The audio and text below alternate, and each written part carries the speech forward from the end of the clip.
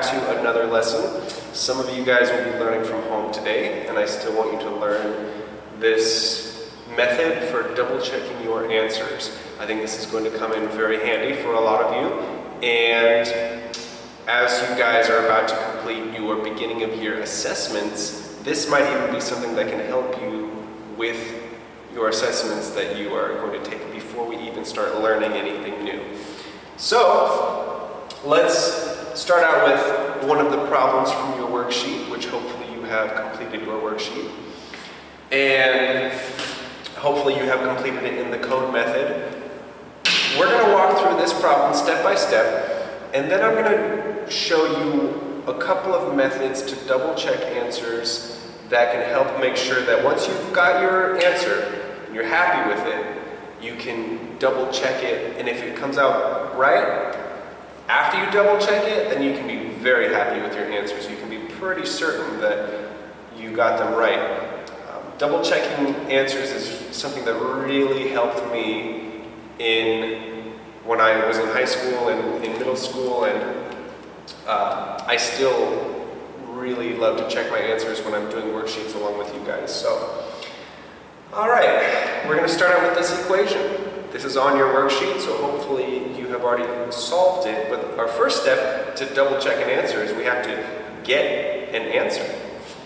So, this is an algebraic problem, and we want to get x by itself, right? We want to find out x equals a number. It's going to be generally in the cone format. That's how we're going to solve this. Some of you have not learned everything that you will need to know in order to solve this.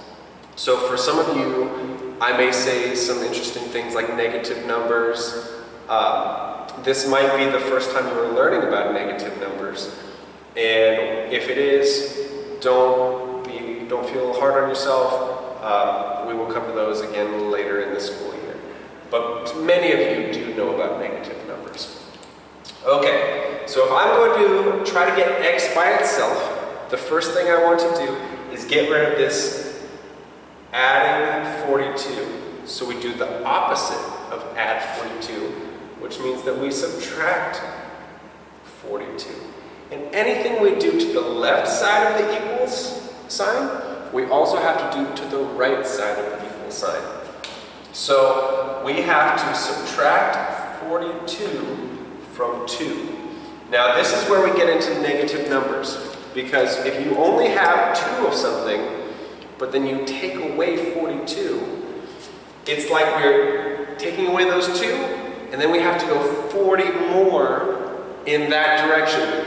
If we have a number line, we have 0, we have 1, 2, we have 2, and we want to go that way 42 times. So we go 1, 2, and then I have 40 more to go. So it's going to go boom, boom, boom, boom, boom, boom, boom. If I were to count it all the way out, I would get to negative 40, and that is where I would end. Okay? This is just pretending that, we went the full way. Okay, so that's a little brief introduction to negative numbers, and you're going to find out a little bit of how to operate with negative numbers, but the main point is double checking answers on this one.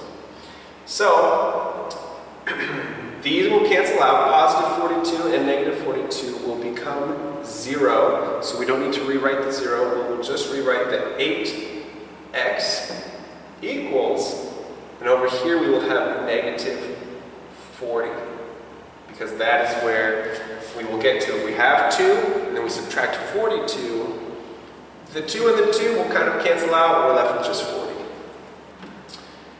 Now we need to get x by itself, so we need to divide by 8. Right now the 8 is multiplying with the x, so we want to make it go away, we will divide by 8.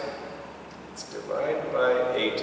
And anything we do to the left side of an equation, we also have to do to the right side of an equation. So we will divide this side by 8. Now you might not know this, so I'm just going to tell it, and we'll come back to this later. If you have a negative number divided by a positive number, that answer will be negative. So over here we had 8 times x divided by 8, we're left with just x. Over here we have negative 40 divided by a positive 8, we're left with negative 5. Because negative 5 times 8 will be negative 40. So this is kind of working backwards. Okay, so we have found our solution. We think it's negative 5. Now what I'm going to do is, rather than moving on to the next question, I want to make sure that I have the right answer. So what I'll do is, down below, I will substitute this x equals negative 5 into x. Because if we just found out that x is negative 5, then we can replace x with negative 5. Rather than writing x, we will write negative 5. So we have 8 times negative 5 plus 42 equals 2.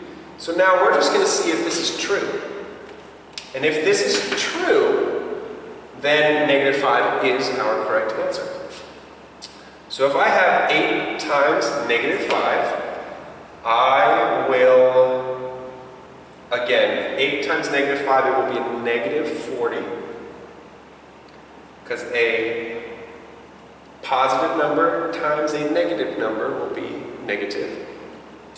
And then negative 40 plus 42 equals 2. And we can even go one more step. Some people will see this and say, oh yeah, that's true. Because if I have negative 40 and then I go to the right 42 times, then I'm left at number 2. Or if you're not satisfied, you can answer it and you can say 2 equals 2. And then you can put a check mark to show me that you have double-checked your answer. I really like to see the check marks. I really like to see the substitution, where you find an answer, you find a number, and then you plug it back into the original problem. So you just go, and you stick it right in there, and you put it back where it was. That's a very helpful thing for you, and for me to see it, it makes me very happy to see it. Now, there's a different way to check things. So for example, this is a good way to check algebraic expressions, equations that have x or y or any sort of variable, any sort of number. This is a great way to solve that. But say you have something else, and you're just like multiplying numbers, and you just want to make sure that you did it right. So if I have 27 times, no, let's say 27 times 3. Times 3. So there's 2 ways that I can solve this.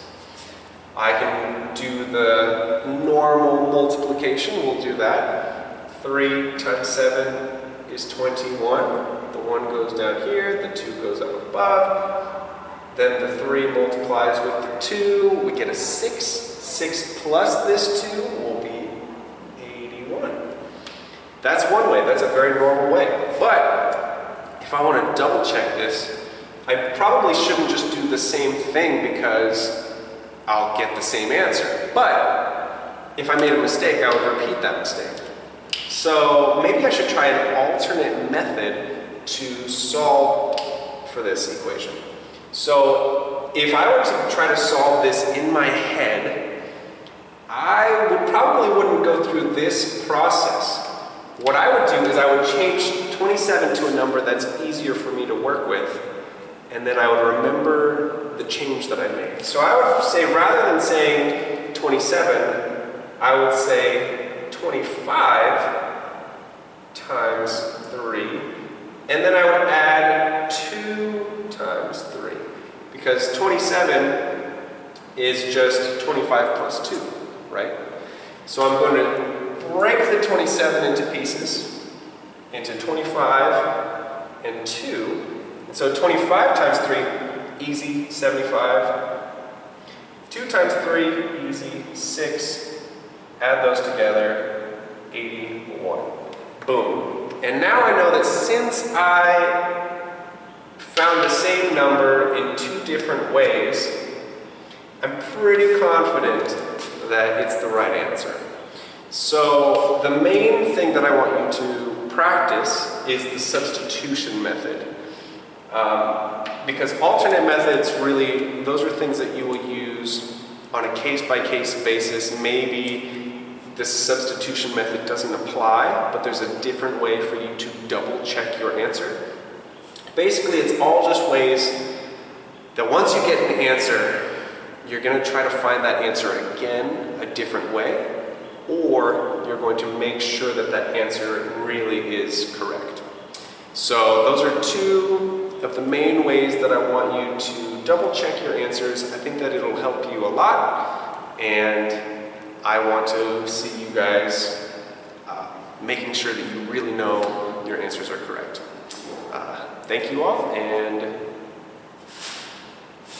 have a good one.